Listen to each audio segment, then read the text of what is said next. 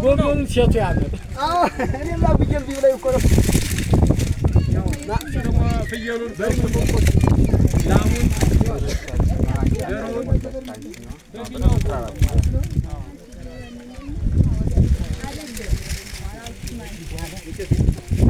የቄስያውን የወዲያኛውን ያያችሁት እያያችሁ ነው ያልኳችሁ የቄስ ነው። ደግሞ ይሄ የቄስ ማለት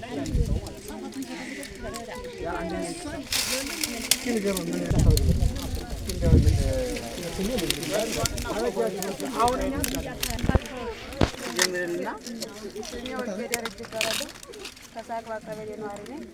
ያን ሲሆን እንግዲህ ይሄ ሰቆጣ ኒትሪሽን በሚለው እኛ አካባቢ ምንም ነገር ያው የከፍቶችና ጎዳና ምንም ነገር ጥቅም አይሰጥም ቦታ ላይ ነበር።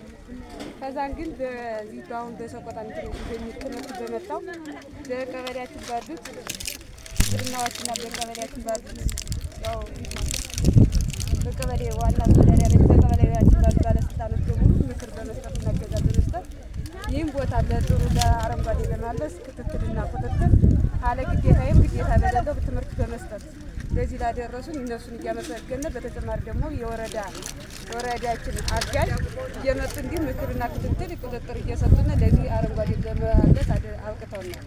በዚህም ደግሞ እኛ ከብዙ ያው ኢኮኖሚ ለምሳሌ ጥራጥሬ አተር ባቄላ ያው ስንፈጅ የነበረን ያንን ወደ ኢኮኖሚ ስንቀንስ ያንን ወደ ገበያ ያዋልነ ግን ዛሬ በዚህ ብዙ ኢኮኖሚ ከፍጆታ መገገር ደርሰናል።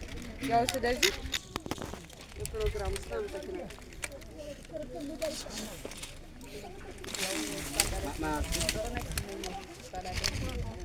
ያው በመጀመሪያ ግብርናዎች አንስተው እንደዚህ አይነት ነገር ተጠቀሙ ሲሉና ጥቅም የሚሰጥና ከመደብ ላይ ያው እንዴት በምስል እያለ እንደ ቀልድ ነገር ስንቆጥረው ነው። አሁን ግን ተግባራዊ አድርገን ስራ ላይ ስናውለው ግን ጥቅሙ ተረዳንና ዳብል ቁርቴ መስራት ምን ጥቅም ምን እናገኛችሁ?